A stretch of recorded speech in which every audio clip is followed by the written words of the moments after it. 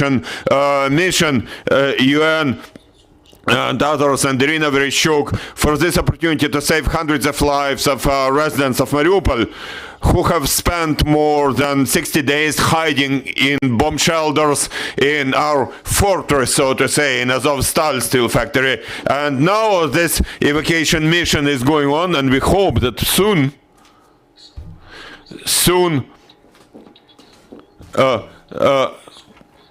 she'll be able to comment in person on that evacuation. Mr. Boichenko, at the moment we know that the previous evacuation attempt was successful. Could you please tell us whether people already reached the city of Zaporizhia? I mean, those people whom you managed to evacuate a bit earlier, or we cannot say anything now? Well, yes, yesterday there was some wrong information. People who reached the city yesterday had nothing to do with Mariupol. Those were different people. Those were people from different cities who evacuated. So somebody provided some wrong information, false information yesterday.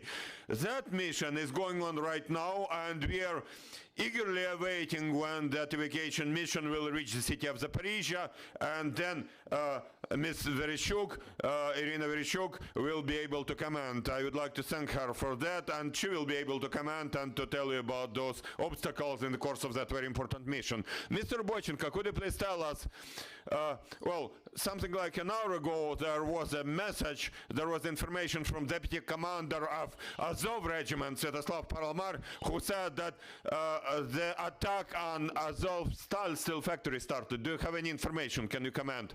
I can only thank our heroic guys, our heroes who have been fighting for 69 days there. They have been defending the city with the flag of Ukraine. They are real brave heroes who have been defending our city, defending our country,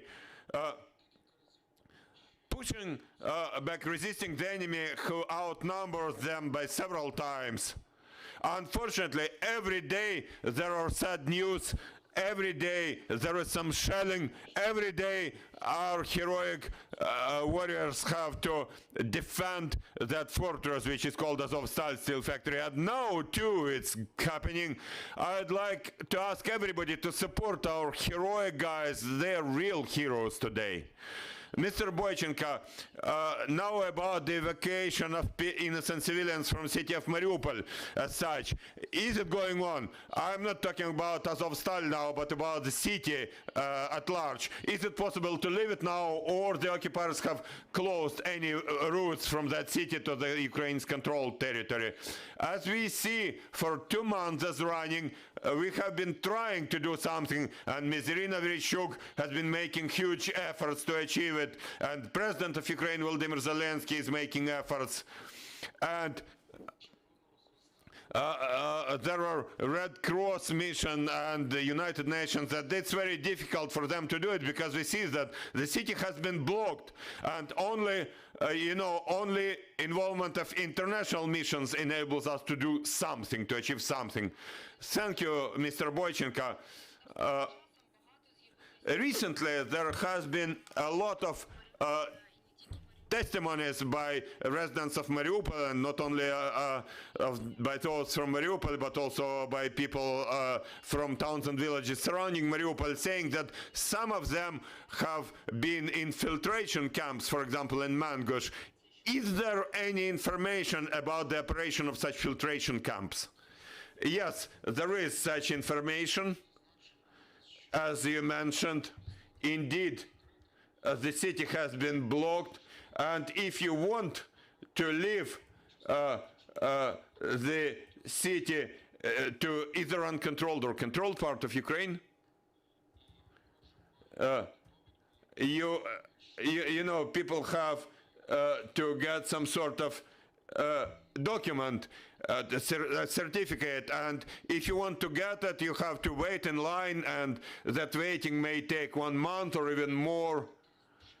And unfortunately, we see this sort of torture against the residents of Mariupol. Unfortunately, it is there. Unfortunately, they are very strict towards civil servants and municipal employees. They are brought into prison and then they are kept in some sort of a prison cell which has the dimensions of 2 by 3 meters, 2 meters by 3 meters, and unfortunately there are 10 or 15 residents of Mariupol there. They have to sleep while standing, they don't have food, they only get water, and once a day they are brought to a restroom.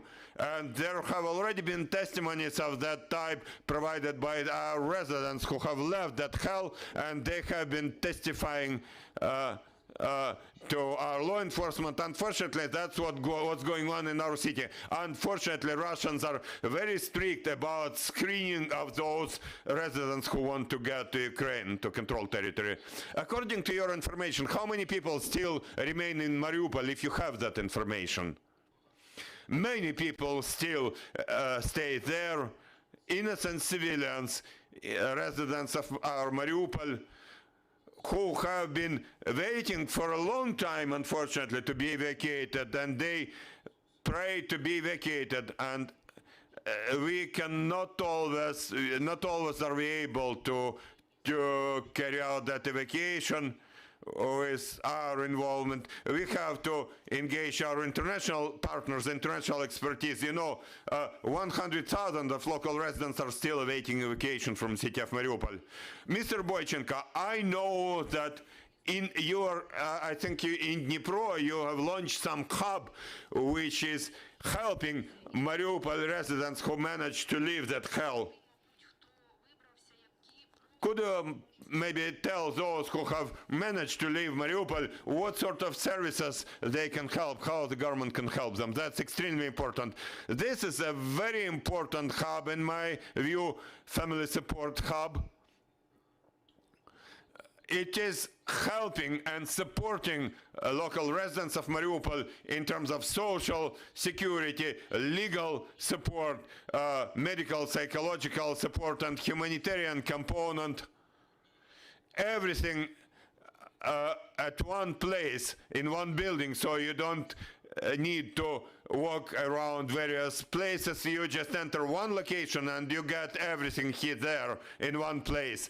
The main purpose is to support our residents who unfortunately are lacking everything, and they have to be saved and rescued and supported psychologically and supported medically sometimes. And this center, this hub that we opened in Dnipro, we are also planning to open such hub in Zaporizhia this week. It will happen this week, and there will be many hubs, many centers like that in our regions. And our main goal is to support our residents of Mariupol wherever they are. Dear journalists, you're welcome. You can ask your questions. Please introduce yourself and speak into the microphone. I'm Victor Gatsenko from CGTN. You mentioned the role of Red Cross and the United Nations in the process of evacuation, but could you please tell us, if possible, in a bit more detail about the role of the United Nations in organizing this whole process? And please speak a bit louder if possible. Well, I cannot speak loud. Well, I can speak louder and I can tell you something, but we would like to see the completion of this mission to have some final effect. That is to say, we would like to see people reaching the government-controlled part of Ukraine, and then we'll provide you all those comments, and we will assess what we managed to do, where we have not managed. It's very difficult to comment because the evacuation process is in progress now. Thank you. You're welcome. Any more questions? Vadym, I cannot but ask you a question because there is a lot of information of all sorts on social media, and people are saying that in Mariupol there is allegedly some cleaning, so to say, and seemingly those Russians, those occupants, are preparing to have some celebration on the 9th of May or something. Do you have any information? We have information that our people, residents of Mariupol, are taken to take part in those works, humiliating works in sorting out the trouble, burying those bodies. Russians have killed more than 20,000 of local residents. They want to hide their crime. They want to hide bodies in mass graves. They take bodies out of Mariupol because they understand that soon the weather will change and there will be another big problem, which will be not only a humanitarian problem, but also a problem with infections. They understand it, and unfortunately, they get our local residents involved in those works. That's humiliating. Local residents are forced to do it just to get some food from those occupants, from the occupying powers. That's unfortunately what's also going on now in our city of Mariupol. And speaking about their preparations for anything, you know, they have done whatever they could. They have declared that sort of liberation operation, which is actually a genocide of Ukrainian nation, because they killed 20,000 local residents. You know, during the whole World War II, in 2 years of occupation of Mariupol, Hitler, Nazis killed 10,000 of locals, and Putin has killed 20,000 in just 2 months. So Putin has already outnumbered Hitler, you know. He has destroyed the city. It was a modern European city, and the city was going to continue to develop to become the best city, and they destroyed it. Vadym, now about the forceful deportation. Do you have information how many residents of Mariupol have been forcefully deported to Russian Federation, and what happens to them? Do they manage to return back to Ukraine?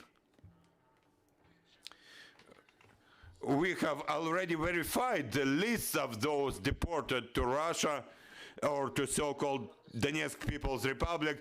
There are almost 40,000 people. Now they have started hiding those lists, and now unfortunately we don't manage to verify everybody, but we continue that work, and we see that more than 40,000 local residents, when we compare with the registers, the records of our municipality, have been brought to the Russian Federation or so-called Donetsk People's Republic. There, those local Mariupol people are brought to the outskirts of Russia, to Far East or to Siberia, and those people are used in various works. They are given some certificate of a displaced person because, you know, there are no Russians in those remote parts of Russia. They don't work to live and work there. So our people are forced to work there. It's also some sort of like fascist Nazi regime. That's like what Stalin did, what Hitler did. When they occupied them territories, they deported people and they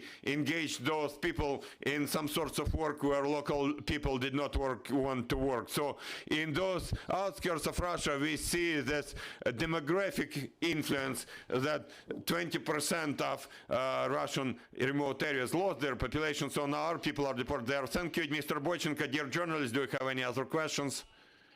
No more questions. I'd like to thank you very much for finding time to join us here on air. Thank you. And I'd like to remind you, dear friends, that at 5:30 we'll have an additional briefing. It will happen here on site on our premises here at Ukrinform, and we'll have First Deputy's Head of Verkhovna Rada of the Parliament, Alexander Kornienko, with us, and we'll discuss the economy of the war and social policies, and we'll also discuss a statement by Boris Johnson, Prime Minister of Great Britain, his appeal to the Verkhovna Rada, which happened today, and we'll discuss the prohibition of collaborationist parties and its implications for local councils, local self-government. And at 6 p.m. We will have here in our studio Olga Stefanishina, Vice Prime Minister of Ukraine for European and Euro-Atlantic integration of Ukraine, as well as Pramila Patton.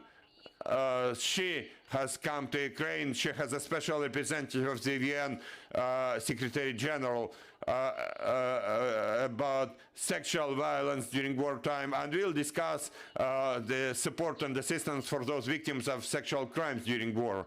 So stay with us and see you.